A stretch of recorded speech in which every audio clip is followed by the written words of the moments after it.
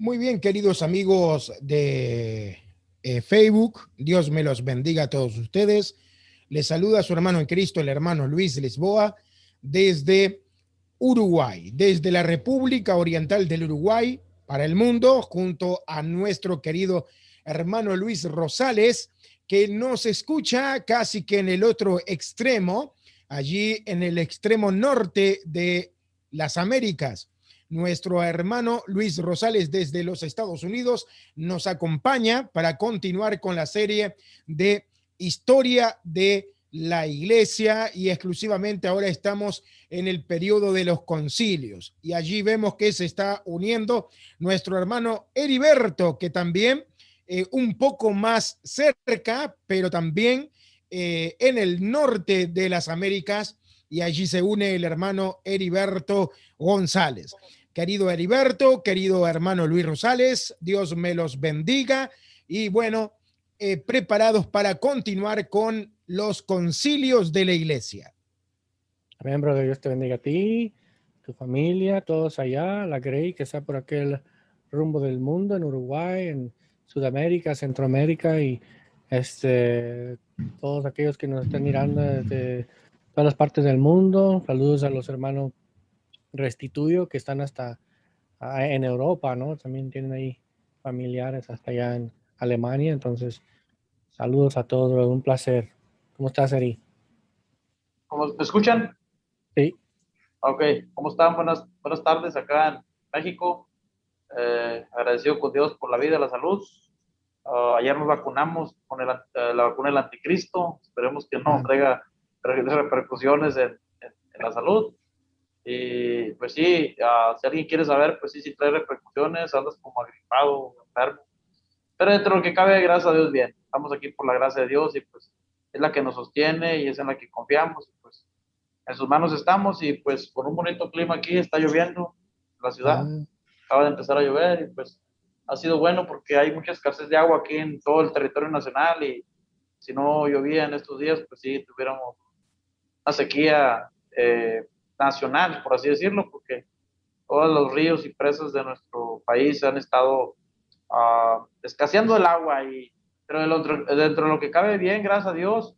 Saludos a todos los hermanos en Uruguay, cada uno de ellos, de los que conocemos por medio del hermano Lisboa, a tu familia, brother, a la familia que está ahí en tu casa y los tuyos, de igual manera a todos los hermanos que nos escuchan y pues un gusto nuevamente, después de un buen rato que no estábamos en vivo, para hablar del tema este de los concilios y pues nada, agradecido con Dios y pues Dios les bendiga. Ok. Y bueno, querido Rosales, querido Eri, continuamos con el tema de los concilios. La vez pasada estábamos haciendo una breve introducción al concilio que continúa, ¿no? Y bueno, el propósito de todo esto es transmitir un poco la historia de la iglesia. ¿Por qué? Porque, como dice la serie, Historia de la iglesia no puede deshacerse de la historia. La iglesia no puede olvidarse de la historia porque esto es parte de la iglesia, ¿no? Es parte de la iglesia, por eso es historia de la iglesia. Es una historia bastante compleja, una historia bastante difícil, una historia que tiene, podemos decir que alto y bajos en lo que respecta a la sinceridad bíblica, ¿no? Hay momentos que la iglesia se aleja, lamentablemente, un poco del centro, que es Cristo, otros momentos que regresa, pero lo importante es poder conocerla, conocer, bueno, las herejías que se presentaron y que la iglesia refutó, cómo la iglesia se manejó en ciertos eventos que surgieron, cómo la iglesia planteó o se plantó delante de dificultades, delante de ciertos hermanos que se levantaban, ¿verdad? Y proponían de repente cosas nuevas, doctrinas nuevas, posturas nuevas al respecto de la divinidad, acerca de Dios, etcétera, etcétera. Así que arrancamos y hoy tenemos entonces un concilio muy especial, ¿no, Eri? Sí, así es, brother. Pues, a ver, hermano Rosales, dar un poquito la introducción, hermano. de los concilios. Claro, brother. Mira, la vez pasada tocamos un resumen, ¿no? Sobre los concilios que se hicieron pre-nicenos y y ya con el hermano Heriberto hicimos también un video, la parte 1, que se tocó un poco la base, como contexto, ¿no? Porque siempre tenemos que poner las cosas en su contexto para entender bien, o sea, la atmósfera, quiénes estaban involucrados, Ario, y sus secuaces, ¿no? Sus compañeros, se hablaron sobre sus compañeros, se habló un poco de dónde surgió esa teología, se habló la atmósfera, ah, el contexto cultural, como base para poder introducir el concilio de Nicea. Y de hecho, no acabamos ese contexto, esa base, aún sigue, aún hay dos sínodos antes de llegar al de Nicea, ¿no? Y eso vamos a tocar hoy. Y ya en la parte 3 se tocará más bien los sucesos, ¿no? Las discusiones en Nicea, el emperador Constantino, qué año, qué fecha proponen los eruditos, qué tuvo que ver Constantino, qué discutieron, las 20 reglas que salieron o los 20 canones que salieron, que surgieron de ese concilio y muchas otras cosas, ¿no? Pero a mí siempre me gusta exponer el contexto antes de llegar a lo mero bueno. Y eso es lo que vamos a ver hoy, un poco más de ese contexto. Ok. ¿No? Así que arrancamos con los sinodos, ¿no? Amén, brother. Entonces, vamos a ver aquí. Como dije, anteriormente ya habíamos tocado la doctrina de Logos antes del arrianismo, lo que creyeron los padres de la iglesia prenicenos antes de Ario, y que tuvo que ver Platón y Filón, que tuvo que ver Orígenes, el sabelianismo, y todo eso, Dioniso el Grande, ah, y varios otros, por decirlo así, jugadores, ¿no? En ese tiempo, cómo discutieron contra Pablo de Samosata, qué tuvo que ver Roma, todo eso se discutió en la parte 1 que ya se grabó y está disponible en YouTube. Y después le pongo el link para que puedan ir. Habló un poco aquí el arrianismo, qué tuvo que ver Luciano, y es una persona muy importante en el arrianismo, ¿sí?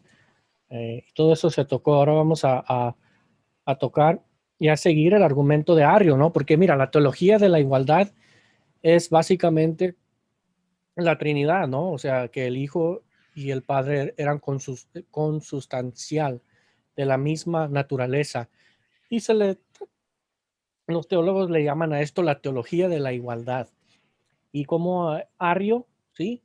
Se opuso a esta igualdad, ¿no? Y aquí vemos algo importante, hermanos, porque tenemos que reconocer algo, que este entendimiento de un Dios multipersonal, o sea, un Dios revelado según como lo entendemos hoy y como se entendió en aquel tiempo, el Padre, el Hijo y el Espíritu Santo, una misma naturaleza, un mismo ser, un mismo Dios, mas no las mismas personas. Eso era ortodoxia y de esa ortodoxia salieron las herejías como el sabelianismo, como el arrianismo, ¿sí? Y eso nos da a entender, ¿sí? Que nunca hubo una duda, solamente herejías. Uh, lo establecido ya desde, de hecho, desde el Antiguo Testamento se puede argumentar, ¿no? Pero desde los tiempos apostólicos, desde que el Hijo era igual al Padre, tanto de naturaleza, sustancia, etcétera. Y que de ahí surgen las herejías, como Ario, ¿sí? Y aquí Ario tomó su teología de Filón, ¿sí? Así como Filón exageró la distinción entre el mundo y Dios y consideró a Dios supremo o al Dios supremo demasiado sublime para entrar en relación directa con el mundo y al mundo demasiado bajo para soportar cualquier acción directa de Dios, Dios tuvo que hacer una creación aparte de él para que esa creación, que esa parte de él pueda tocar lo inmundo, o sea, pueda crear el mundo que es en cuanto a la santidad y la pureza de Dios mucho menor que él, ¿no? Y es Exacto, semejante al Dios de Platón, ¿no? O al Dios exactamente, de los gnósticos. Está el Dios supremo y luego están el pleroma o las emanaciones. Y la emanación que está abajo está el demiurgo. Y es básicamente lo que adoptó Arrio, ¿no? Un dios el dios de Filón. Y así como Filón, Arrio admitía un ser intermedio, que siendo menos que Dios, era el órgano divino de la creación del mundo, como los dioses creados de Platón. Este ser intermedio era el Logos. Así el Logos arriano se parecía al de Filón. Cada uno de ellos es declarado inferior al Padre. Y Filón, que en general lo consideraba personal, le da el nombre de sirviente de Dios, ¿sí? Ahora bien, el ser intermedio e inferior no podría ser igual en sustancia e igual en eternidad, o consustancial o coeterno, con el supremo y único Dios verdadero. Ah, pero ahí Arrio fracasó por completo en percibir la contradicción que surge de la adopción de un ser intermedio. Perciban. Según su punto de vista, el Dios supremo no podía crear nada imperfecto, ¿sí? Sin embargo, hace imperfecto al Hijo. Si Dios solo puede crear seres perfectos, es necesario que la plenitud de la perfección y por tanto de la divinidad se encuentre en el Hijo. Si no, el Dios supremo podría crear seres imperfectos y así también podría haber creado el mundo. La analogía entre el ser intermedio de los arianos y el demiurgo gnóstico es evidente. Y es importante ese contraste o señalar eso, ¿sí? Según Filón y según Arrio, ¿sí? Dios no pudo haber creado el mundo, no pudo haber uh, tenido nada que ver ahí, porque el mundo es inferior, es imperfecto, es sucio, ¿sí? Y por eso tuvo que crear a un ser imperfecto para hacerlo, ¿no? Pero ahí está la contradicción. ¿Para qué crear un ser imperfecto para crear un mundo imperfecto? ¿Sí? Y bueno, ¿qué opinan, brother? sí, está claro que esto es muy platónico, ¿no? Sí, Básicamente sigue la misma línea de Platón. Un ser perfecto no puede involucrarse en algo imperfecto.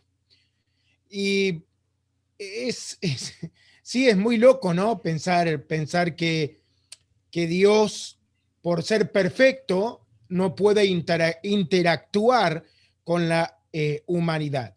Pero el hecho es que Dios, todo lo que creó, lo hizo perfecto, inclusive al hombre, ¿no? Inclusive al hombre. Que el hombre haya elegido de alguna manera la imperfección, no quiere decir que Dios no lo haya hecho perfecto. Ahora, es interesante porque ellos dicen un ser divino como Dios no podría contaminarse con el mundo. Pero esto ¿por qué lo verían de esta forma? Es extraño porque si hablamos de un Dios poderoso, un Dios perfecto y un Dios santo, se supone que este Dios, si es perfecto, no puede ser alcanzado por la imperfección. Por lo tanto, es creo que más coherente pensar que si Dios interactúa con el hombre alcanza de alguna manera la perfección o la santidad de Dios y no Dios la inmundicia del hombre, ¿no? amén. Exacto. Así es, brother. Y de eso se trata, ¿no? La redención del mundo, esa perfección que se perdió, sí, esa um, inocencia que se perdió, sí, o que eh, no, se dejó a un lado, ¿no? Se desechó por la desobediencia, ¿no? Y de ahí viene, pues, lo demás, ¿no? Lo que ya pues, claramente sabemos, ¿no? El plan de redención de Dios en su Hijo Jesucristo. Y así lo santo se hizo inmundo, ¿no? O sea, como dice ahí las escrituras, Jesucristo se hizo pecado para redimir a los pecadores, ¿no? Parafraseando ahí. Y así, el hecho de que Dios mismo descendió del cielo no significa que Él se contaminó, de hecho, más bien uh, el hombre se contaminó de Jesucristo, ¿no? Exactamente. En vez de Dios perder santificación por relacionarse con el hombre, más bien el hombre alcanza purificación por medio de esa relación. Amén. Ahora, a lo que yo voy es que, ¿cómo es que llegan a esa conclusión? Es como tratar de justificar a Dios, creo yo, ¿no? Claro que Platón no conocía las escrituras, no conocía la revelación, o sea, la palabra de Dios revelada. Por lo tanto, quizás en un intento de querer justificar a un ser divino, él trató de responder la pregunta que mucha gente se hace, ¿no? ¿Cómo un Dios tan perfecto pudo haber hecho seres tan malos? Y de ahí quizás Platón desarrolló esa postura tratando de justificar a Dios, pero por supuesto, él no tenía ni idea de lo que es las escrituras, la palabra revelada y lo que verdaderamente Dios hace cuando él interactúa con el ser humano. Exactamente, brother. Exactamente. Y bueno, en vez de pues meditar en esto a Arrio, mejor se le hizo fácil adoptar, ¿no? El dios de Platón, el dios de Filón, y así basar su doctrina en eso, ¿no? Muy interesante, brother. Pero aquí siguiendo sobre lo de Arrio, perciba que Arrio admitió con los padres ortodoxos que el término engendrado era el paladio, que solo podía salvar la doctrina de la existencia personal del Hijo contra el sabelianismo. Ahora, en la parte 1 vimos que el arianismo fue una doctrina reaccionaria, es decir, Ario o el arianismo reaccionó al sabelianismo, ¿sí? Y entonces fue por refutar al sabelianismo que surgió el arianismo. Sabeliano quitó las distinciones entre el Padre, el Hijo y el Espíritu Santo y se fue a un extremo, mientras que el ario o el arianismo se fue al otro extremo. Separó la personalidad del Hijo y del Padre a tan grado que lo hizo inferior tanto en sustancia como en naturaleza, ¿no? Que viene siendo similar y ahí surgió el arianismo. Ahora, por lo tanto, tomó la idea de engendrado como base de su argumento. Ahí se enfocó Arrio, engendrado. Ahí para tratar de refutar al sabelianismo, él se topó con esos versos que dicen engendrado, sí, básicamente, y de ahí él profundizó su doctrina, ¿no? Pero transfirió la idea del tiempo que gobierna toda generación humana a la generación divina y extrajo de ella, según pensaba, con lógica necesidad, la proposición de que el Hijo no podía ser coeterno con el Padre. Sin embargo, no quiso hablar de una prioridad en el tiempo, propiamente así llamada, sino solo de una prioridad similar a una prioridad en el tiempo. O sea, no quiso admitir que ese engendramiento era, o sea, no supo explicar. Si es eterno, entonces el Hijo es eterno. Pero si no es eterno, entonces le estás dando una temporalidad a aquel que hizo las edades. O sea, él solito se contradecía, no sabía propiamente clarificar su posición, ¿no? Así que esto fueron lo que percibieron los padres de la iglesia de ese entonces. Ahora, pues según Ario, el tiempo comenzó con la creación y así el Hijo, por quien todas las cosas fueron creadas y que, por tanto, fue antes de la creación. Nació también antes de todos los tiempos. Otros teólogos antes de Ario ya habían desarrollado este argumento, pero él fue más allá y pensó que la distinción que había establecido entre el Padre y el Hijo se desvanecería si admitía que el Hijo es engendrado de la sustancia del Padre. Este miedo aparentemente ha sido justificado por la historia de la palabra consustancial. Arrio no solo evitó expresión definida, sino todas las otras similares que usaron los santos padres para mostrar que el Hijo emanaba de la sustancia del Padre. No solo rechazó la expresión, sino la cosa expresada, al declarar positivamente que fue hecho, que era diametralmente opuesto, ¿sí?, al Padre o en sustancia, y así fue más lejos que cualquier otro entre los antiguos. Positivamente hizo de Logos una criatura en el sentido especial de la palabra. Entonces, ahí es donde cayó él en error, brother. En intentar de refutar al sabelianismo, se enfocó en la palabra engendrado, tomó el significado de la palabra engendrado en el tiempo o temporalmente hablando y la hizo o la expuso o la propuso al hijo, la puso en el hijo y así le dio una temporalidad al hijo.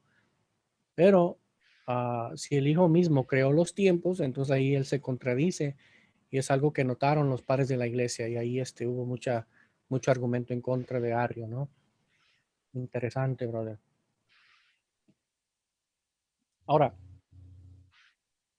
perciban, Eusebio de Nicomedia, obispo en la casa de Constantino, y su hermana Constancia a favor de Arrio, ¿sí? Eusebio de Nicomedia, brothers, era bueno, como dice ahí, obispo en la casa de Constantino, y la hermana de Constantino estaba a favor de Arrio, igual que Eusebio. Eusebio se relacionó con Arrio, ¿sí? Y eso lo vamos a ver más adelante. Arrio le escribió una carta a Eusebio, lo que Arrio ahí propuso, Eusebio como que le concordó, ¿sí? Con la razón de Arrio en sus argumentos, y ahí se puso a favor de Arrio. Y como Eusebio era obispo en la casa de Constantino, pues él, junto con la hermana de Constantino, favorecían a Arrio. Aunque Constantino no lo favoreció al principio, ¿sí? Se dice en la historia que después sí, cuando eh, en temporadas después sí favoreció a Arrio. Y eso lo vamos a ver más adelante. Pero aquí dice, uno solo pensó, el Padre no es engendrado, el otro, el Hijo, es verdaderamente, es decir, en el pleno sentido de la palabra creado y no de la sustancia del Padre. El Hijo no participa de la sustancia del no engendrado, se diferencia de él en naturaleza y poder, aunque fue creado en perfecta semejanza con la naturaleza y el poder de su Creador. Nadie puede expresar con palabras su comienzo, ni siquiera comprenderlo con el pensamiento. La carta al obispo Paulino de Tiro en la que Eusebio expresa estas opiniones es al mismo tiempo una prueba del celo que mostró a favor de Arrio y su causa, porque reprocha a este obispo no haberse pronunciado a favor de Arrio, aunque en el fondo compartía sus opiniones. Entonces, esto es una parte de una carta que Eusebio le escribió a Paulino de Tiro, ¿sí? Donde ahí claramente demuestra su arrianismo, ¿sí? Y bueno, ahora vamos al sínodo de Alejandría, porque antes del sínodo de Nicea, 5 años antes del sínodo de Nicea, hubo un sínodo en Alejandría que Alejandro, el obispo Alejandro, convocó para poder hablar sobre el asunto de Arrio, ¿sí? Entonces, a Alejandro de Alejandría convocó, se dice en el año 320 o 321, una gran asamblea eclesiástica en Alejandría, en la que estuvieron presentes cerca de un centenar de obispos egipcios y libios. El asunto de sus liberaciones no nos ha llegado. Solo sabemos que Arrio y sus partidarios fueron anatematizados. Aunque excomulgado, Arrio continuó celebrando congregaciones para el servicio divino y el obispo Alejandro habla de varias iglesias que él designa como guaridas de ladrones, donde los arianos se reunían habitualmente y ofrecían atrocidades día y noche contra Cristo y contra el obispo. Con el mismo propósito convocó una nueva asamblea del clero alejandrino y marroético y pidió a todo el clero unido, entre ellos Atanasio, que entonces solamente era diácono, que firmara su epístola encíclica. Luego numeró los nombres de los apóstatas y expuso sus principales errores. Sí, entonces, desde hecho, antes del concilio de Alejandría, de Nicea, hubo un concilio 4 o 5 años antes para tratar sobre Arrio, pero este concilio era un sínodo, era un concilio regional, no sino un concilio ecuménico como el de Nicea, ¿no? El que se iba a llevar a cabo años después. Y allí, Alejandrino o Alejandro hizo una encíclica, ¿no? Hizo una carta, se los mandó a diferentes partes del imperio o del imperio romano, los católicos del imperio romano, para que firmaran y así estar de acuerdo con la ortodoxia, ¿no? Y, y aquí tengo, vamos a ver, dame un momentito. Pues sí, vamos a ver.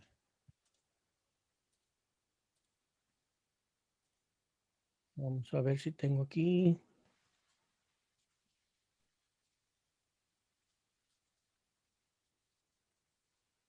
Por aquí tenía los nombres de aquellas personas. Sínodo en Bicinia, vamos a ver.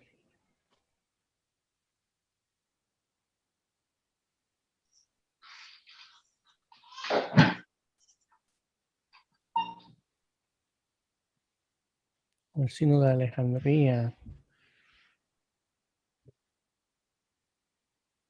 Vamos a ver. Aquí está, vamos a ver.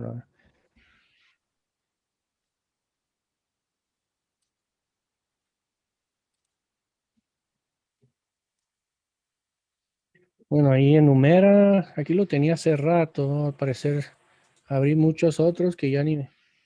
Oh, aquí están. A Arios, Aquiles, a Etealas, Carpones, otro Arios, Armates, varios obispos y diáconos, ¿sí? Que estuvieron nombrados en la epístola encíclica, ¿sí? De Alejandro, ¿sí? De Alejandría, y que firmaron todos aquellos que estaban a favor de la doctrina ortodoxa, ¿sí? Condenando a Ario y a todos aquellos que estaban a favor de Ario. Y dentro de esa carta se encuentra lo siguiente, que tomé un poco de una cita que dice, dice la cita y dice, que dice, porque Alejandro enumeró los nombres de los apóstatas y expuso sus principales errores, ¿no? El primero era que Dios no siempre fue padre, o sea, hubo un tiempo en que él no era el padre, ¿sí? Los trinitarios afirman que el padre siempre fue padre y por ser padre siempre tuvo que haber el hijo, ¿no? El segundo es el logos de Dios no siempre ha sido, fue creado de la nada. Dios, el autoexistente, creó de la nada aquel que no es autoexistente, es decir, al hijo. Por consiguiente, hubo un tiempo en que no existía, ya que el hijo es una criatura y una obra, y una creación. No es de la misma sustancia que el Padre, él no es verdaderamente y de acuerdo a su naturaleza la palabra y la sabiduría de Dios, pero una de las obras y de las criaturas de Dios. Es solo por un abuso llamado Logos. Fue creado por el verdadero Logos y por la sabiduría interna de Dios. Eso me suena mucho a Logos de Filón, ¿no? Es por esta sabiduría interior que Dios lo creó y todas las cosas, ¿sí? Así que, 6, así que es por naturaleza, está sujeto a cambios, es decir, por naturaleza susceptible a pecar. Eso es lo que sostuvo también Ario, que no era perfecto y por no ser perfecto era susceptible a pecar. Es un extraño al divino o a la sustancia, ¿sí? Y se diferencia de él. No conoce a Dios perfectamente ni siquiera conoce perfectamente su propia naturaleza. Él fue creado para nosotros, para que Dios nos creara por él como su instrumento. Y él no habría existido si no hubiera sido llamado a la existencia por Dios por amor a nosotros. Después de esto, el obispo alejandrino volvió a refutar a los arrianos con texto de las escrituras. Los comparó con los ebionitas, con Artemas y con Pablo de Samosata y los llamó exucontianos, o sea, de la nada, porque así decían que el hijo fue creado de la nada, exucontianos, un título que en épocas posteriores se empleó con frecuencia. El obispo Alejandro continuó exponiendo los otros artículos de la fe y empleó el término que se celebró más tarde en la controversia cristiana, la Madre de Dios o el Teotocos, ¿sí? Algo que ya vamos nosotros viendo, ¿no? En tiempos pasados. En conclusión, exhortó a los obispos a no admitir a ningún arriano en la comunión de la iglesia y a actuar como lo hicieron los obispos de Egipto, Libia, Asia, Siria, etcétera, que le habían enviado declaraciones escritas contra el arrianismo y firmado su tratado, que quizás era la encíclica de la que ya hemos hablado, ¿no? Ahora, después de ser expulsado de Alejandría por su obispo, Arrio fue primero a Palestina y desde ahí dirigió una carta a su poderoso protector Eusebio de Nicomedia. En él se queja de la persecución que tuvo que sufrir a manos de Alejandro, particularmente por haber sido expulsado de la ciudad, y acusa a Alejandro de sostener que el Padre y el Hijo coexistieron siempre juntos, que el Hijo no fue engendrado, que fue engendrado desde toda la eternidad, que fue unigénito engendrado, que el Padre no fue ni un momento anterior al Hijo y que Él es de Dios mismo. Ahora, se puede ver cómo Arrio tergiversa algunas de las proporciones doctrinales de Alejandro, como ya hemos encontrado, porque no pudo reconciliar la eternidad del Hijo con su generación divina. Ahí está el problema de Arrio. ¿Sí? No Eh, pudo reconciliar la eternidad del Hijo con su generación divina. que muy interesante todo esto, ¿no? Y es interesante que Arrio buscara, bueno, protección en su protector Eusebio, ¿no? Y me parece interesante que también toma un papel de víctima diciendo que lo estaban persiguiendo y que sufrió mucho por esa gran persecución. Y esto es algo que ha pasado a lo largo de la historia. Muchos herejes fueron expulsados de la comunidad cristiana. Y ser expulsado de la comunidad cristiana era, podemos decir, algo bastante trágico, porque las iglesias en aquel entonces recibían mucho apoyo de otras iglesias. Y un hombre como Arrio, que de repente incluso gozaba de algún tipo de ayuda de la propia iglesia, se vio afectado, ¿no? De ser desvinculado de la iglesia, ¿no? Porque fue expulsado como hereje. Podemos decir que la iglesia sí persiguió a Arrio, pero que esta persecución fue justificada, porque no fue una persecución en base a armas o en base a golpes, sino que fue una persecución teológica, porque se le oponían a aceptar las herejías que proponía Arrio. Lo que proponía Arrio era totalmente algo nuevo y que contradecía las enseñanzas bíblicas y tradicionales de la iglesia. Y con mucha razón es que lo expulsaron. Por supuesto que no lo expulsaron de la nada, porque le dieron oportunidades a que se retracte, pero el hombre Exacto. no se iba a retractar, ¿no? Así es, brother. Por eso los concilios, ¿sí? Por eso las cartas. Nunca se tomó un arma en contra de él. De hecho, cuando ya tuvo que Atanasio, cuando Atanasio se hizo ahí el obispo de Alejandría, y cambiaron cuando la política cambió, por decirlo así, en Constantinopla, sí, que era la capital del Imperio Romano, ¿no?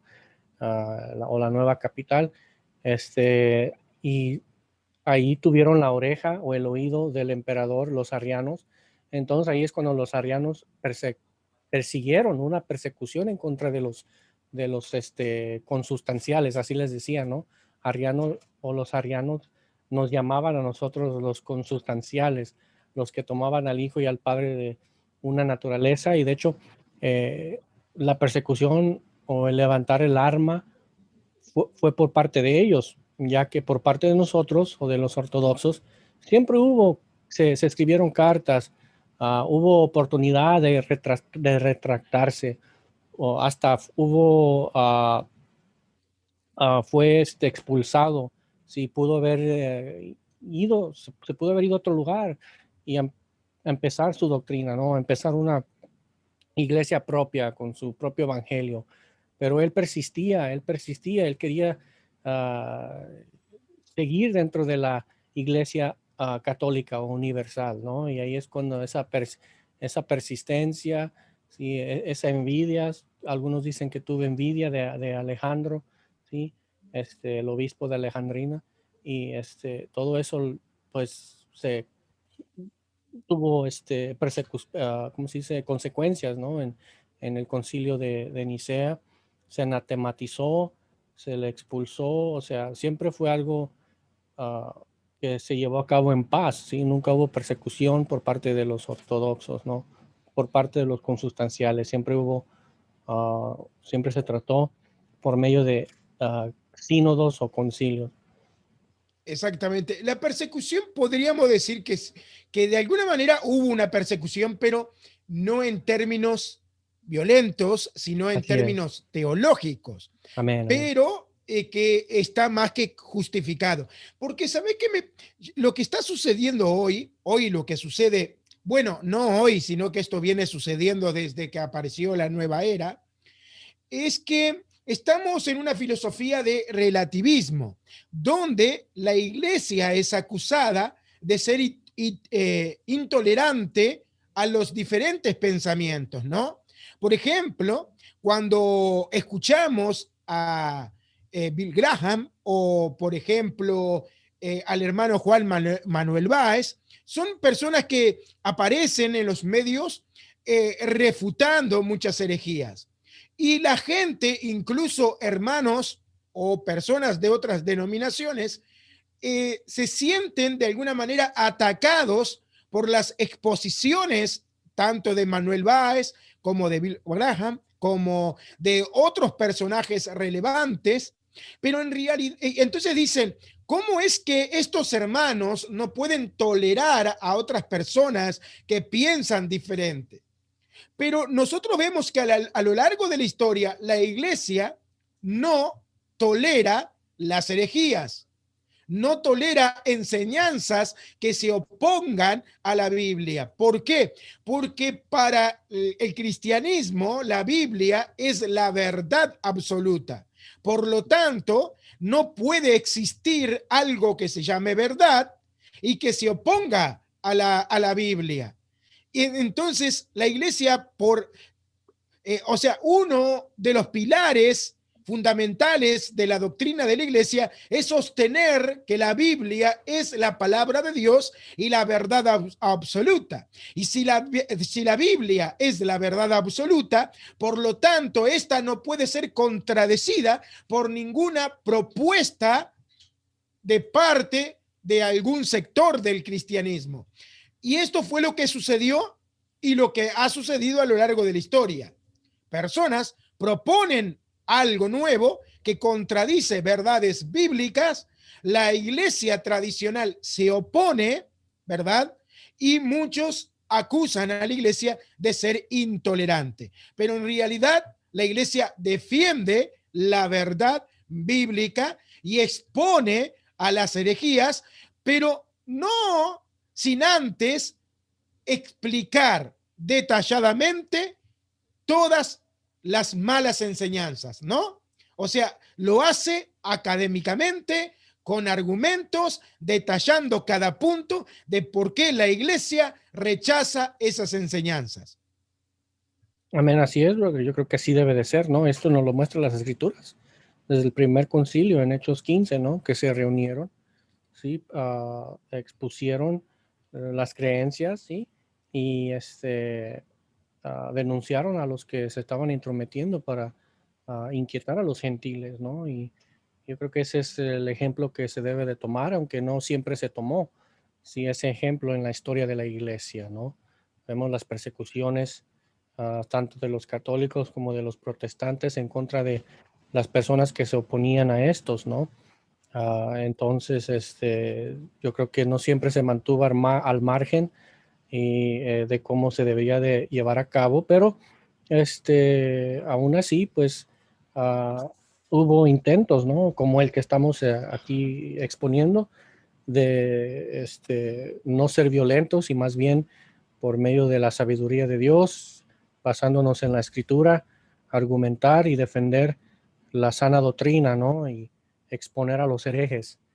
Y, y es algo que pues yo admiro, ¿no? De la iglesia temprana y de los padres de la iglesia pre-nicea, ¿no? Porque hubo muchas herejías en ese entonces y gracias a esa fundación de los padres pre-nicenos, los padres después de Nicea y los concilios después de Nicea tuvieron un fundamento, ¿sí? Que claro, siempre es la escritura y la sabiduría de Dios, pero tuvieron ahí un fundamento, tuvieron argumentos, tuvieron las palabras de estos padres prenicenos y nicenos en cómo argumentar en contra de las herejías, ¿no? Especialmente las que se iban a establecer después de Nicea y los concilios que se iban a llevar a cabo. Ahora ya me lo acabamos. Deja decir esto y después comentamos. Bien, entonces, brother, ese fue el problema de Arrio. Si no pudo reconciliar la eternidad del Hijo con su generación divina. Además, Arrio afirma que Eusebio de Cesarea, Teodoto de la Odisea, Paulino de Tiro, etc., y todos los obispos orientales fueron anatematizados por Alejandro, porque enseñaban que el Padre existía antes que el Hijo. Invitado como consecuencia de esta carta por Eusebio, Arrio fue poco tiempo después a Nicomedia, o sea, de Palestina se fue a Nicomedia y desde ahí escribió, tal vez por instigación de Eusebio, una carta a su antiguo obispo Alejandro con el fin de estar en buen términos con él, ¿sí? En esa carta saqué un extracto, ¿sí? Que dice aquí, primero establece en su carta una especie de credo que debería explicar la fe como Arrio y sus amigos la habían recibido de sus predecesores, e incluso del propio obispo Alejandro. Ahora, sin citar todo el credo, porque está largo el credo, solo tomé una parte del credo que lo resume bien. Hay una parte ahí que resaltó y dije, bueno, esto como que tiene un poco de todo el credo de que Arrio creo no hizo. Y él dice, esto dice el credo, dice, esto es lo que le escribió al obispo Alejandro, dice, él no es como afirma Valentinos, el hijo, ¿no? Una proyección, ¿sí? Es la herejía de Valentinos, en que el hijo era una proyección. Ni tampoco como afirman los maniqueos, una parte sustancial del Padre, ¿sí? Ni como quieren los abelianos, el Hijo Padre, ni como dice Hieracas, luz de luz o una antorcha que emana de otra, ni tenía una existencia previa y luego fue engendrado y hecho el Hijo, ¿sí? O sea, ahí niega que él existía previamente en cierta manera y después fue engendrado y así fue hecho Hijo. Algo que el mismo obispo Alejandro, a quien Arrio todavía se refiere como el Papa bendito o el bendito Papa, a menudo había controvertido públicamente y con razón, ¿sí? Entonces, en esta carta, pues, Arrio quiso arreglar las cosas, ¿no? Con Alejandro y hasta lo llamó bendito Papa, ¿no? El Papa bendito, ¿sí? Pero pues la reacción de Alejandro no fue lo que Arrio quiso, ¿no? De que haya una paz entre ellos, o más bien de que Alejandro aceptara las creencias heréticas de Arrio, dejarlo entrar nuevamente a Egipto, a Alejandría y a seguir como obispo, ¿no? De una iglesia ahí local, como líder. Eso es lo que quiso Arrio, pero Alejandro no se dejó llevar por las herejías de Arrio, o el engaño de Arrio. Ahora, para acabar, dice, durante su estancia en Nicomedia, Arrio escribió su obra principal, llamada Talía, es decir, el banquete. Ahora, solo quedan fragmentos de él. Se conservan en las obras de San Atanasio. El libro, al parecer, estaba en parte en prosa y en parte en verso. Los antiguos lo compararon con las canciones del poeta egipcio Sotades y lo pronunciaron muy afeminado y sobreexcitado. Los amigos de Arrio honraron el Talía y la veneraron como una segunda Biblia. En realidad, contiene el arrianismo en su forma más fuerte y al mismo tiempo muestra claramente su base filoniana. En uno de estos fragmentos, Arrio se jacta de ser muy célebre, habiendo tenido mucho que sufrir por la gloria de Dios, es decir, porque le dio al Padre la gloria que le correspondía en contraposición al Hijo.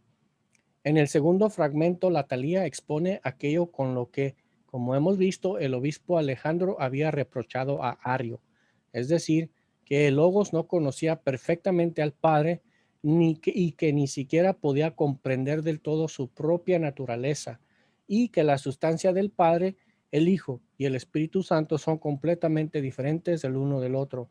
En el tercer fragmento, Ario dice, a la manera filoniana, desde el principio Dios es inefable, y nada, por lo tanto, ni siquiera el Hijo es igual o semejante a Él, ni de la misma gloria. Este Dios eterno hizo al Hijo antes de todas las criaturas y lo adoptó como su Hijo. El Hijo no tiene nada en su propia naturaleza que se asemeja a Dios y no es como Él en esencia, brother. Y bueno, con esto acabamos con los sínodos pre-Nicea y los concilios pre-Nicea, y así podemos entrar en la parte 3, ¿sí?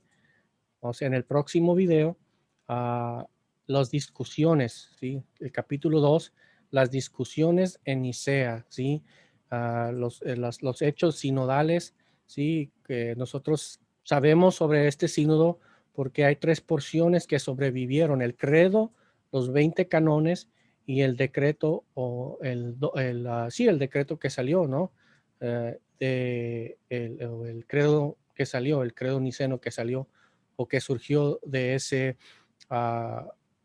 concilio, ¿sí? Y ahí se dice, uh, se, se, se, se, ¿cómo se dice? Se da información sobre eso, las convocaciones por el emperador, que tuvo que ver el emperador, que tuvo que ver Eusebio, los números, cuántos asistieron. Hay unos que dicen que fueron 250, otros que fueron más de 300 y otros que hubo más de 2000, ¿sí? En totalidad.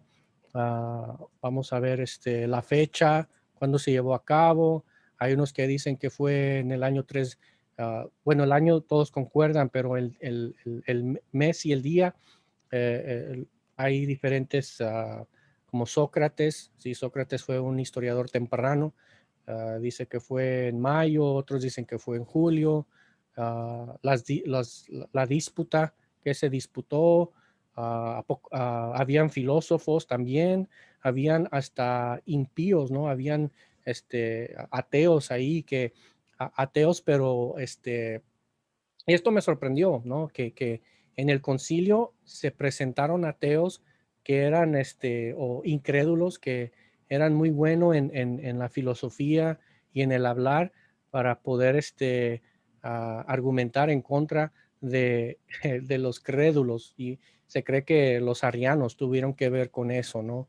Pero se dice que se le refutó a estos ateos, ¿no? A estos filósofos fueron refutados, ¿no? Ya que en ese entonces, pues, la filosofía también se conocía por parte de los padres, ¿no? O sea, los Orígenes, Atanasio, todos ellos también tuvieron una gran fundación en la filosofía. Entonces salieron ahí corriendo estos impíos, y ahí es donde sí vamos a entrar a Nicea, brothers. Ahí vamos a entrar a Nicea, los obispos, los nombres de ciertos obispos, cómo llegaron, cómo es que Constantino les prestó ya ves, en ese tiempo el correo se recibía por medio de caballo, ¿sí? Si tú quieres mandar algo a alguien, había como lo que hoy hay es bueno, aquí es la oficina postal de Estados Unidos, ¿sí? Pero en ese entonces la oficina era de puro caballo, a caballo se recibían las cosas, y ahí uh, uh, Constantino prestó, ¿sí? Esa oficina de correo a los obispos en todas partes del Imperio Romano, para que llegaran, para que no hubiera ninguna inconveniencia, ¿sí? ¿Qué tuvo que ver Roma? Al caso, Roma, asistió el Papa Romano. Todo eso, bro, se va a hablar en la parte 3. O sea, y ahora sí vamos a llegar a la carne, pero primero se tuvo que hablar de lo que sucedió antes, ¿no? Para poder así ahora saborear bien lo que se llevó a cabo en el concilio, brother. Y pues eso es básicamente todo. Amén. Muy interesante, ¿no? Todo lo que se ha leído.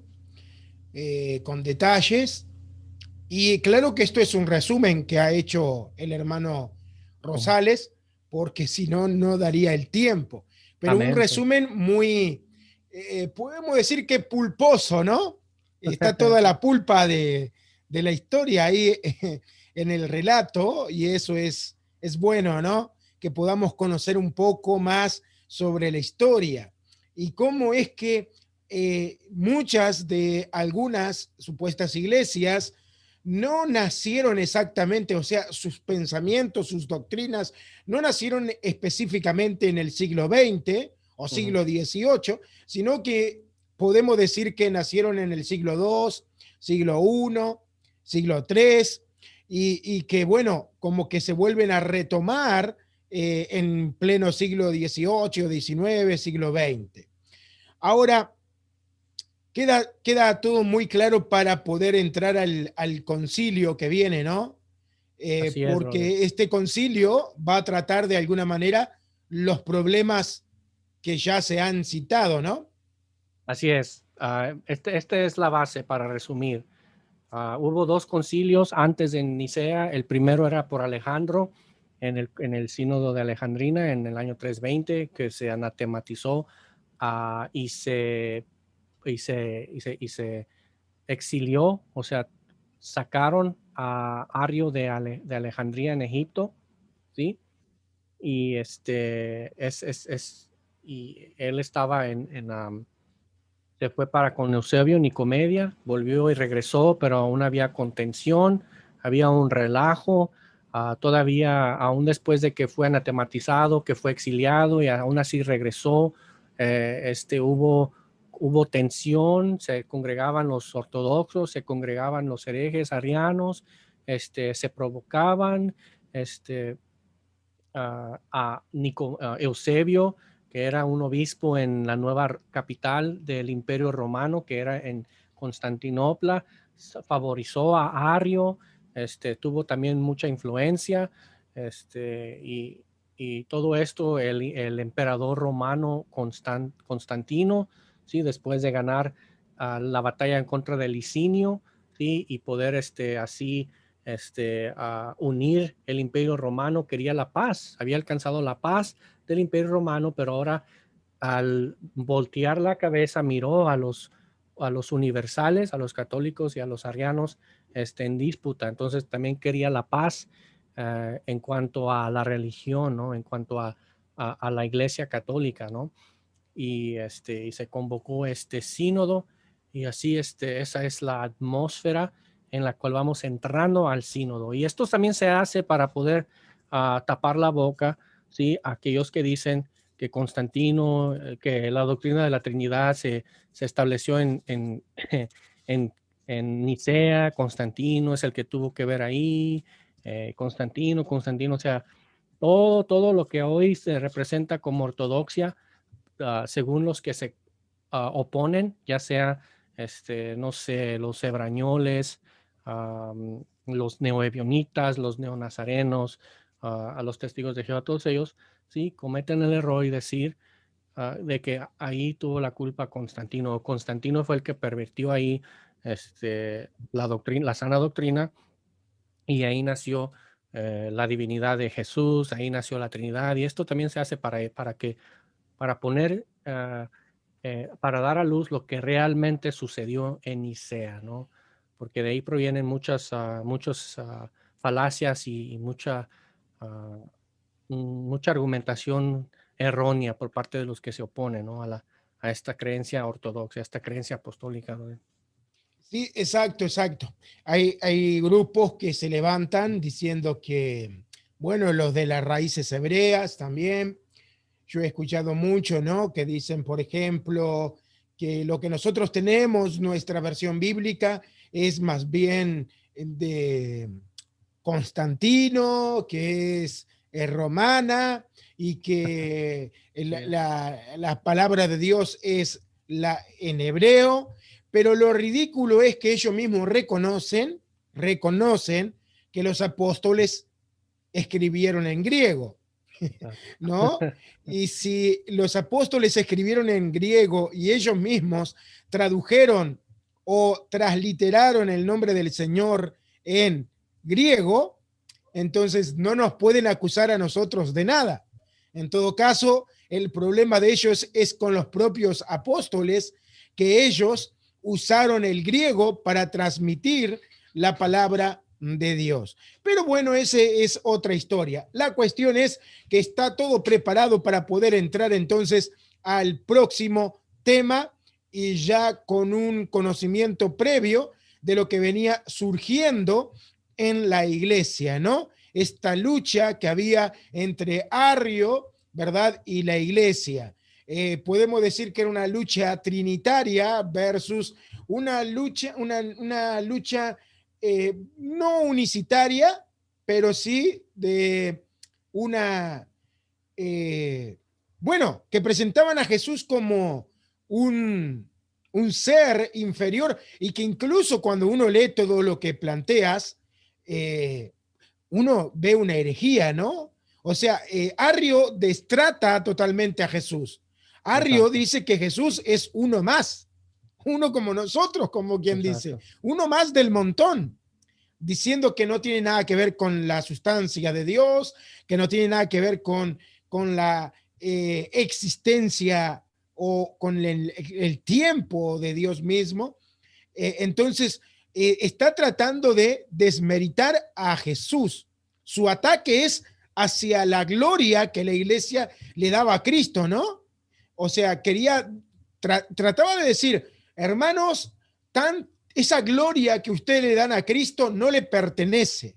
Cristo no merece la gloria que ustedes le dan porque Él no es Dios, nunca fue Dios, no es un ser existente en la eternidad, Él es un ser que incluso podía pecar. Exacto. ¿No? Así Es es. una herejía fuerte, ¿eh? Uh-huh. No, ya que acabemos la serie de si Dios nos da licencia, vamos a regresar para ver exactamente qué más tuvo que decir bueno, vamos a hacer una serie sobre las herejías de la iglesia temprana. Ahorita estamos tratando los concilios.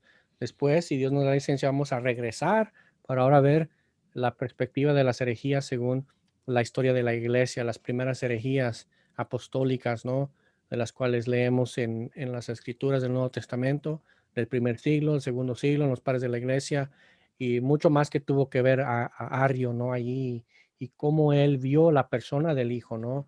Cómo él, hasta se dice, y leí por ahí que él recibió su divinidad por la obediencia que él obtuvo, ¿no? O sea, por ser obediente al Padre, él fue adoptado, y así cualquiera de nosotros si hubiéramos sido obedientes como lo fue Cristo, pudiéramos haber sido como Él, ¿no? En el Mesías, ¿no? O hacerlos, fue adoptado de tal manera como Él lo fue y glorificado por medio del Padre o por el Padre como Él lo fue, ¿no? Una herejía tremenda, ¿no? Sí, es una herejía tremenda que contradice las propias escrituras, porque Uh-huh. nosotros ya arrancamos con la profecía que se le da a María, ¿no? Por Uh-huh. ejemplo,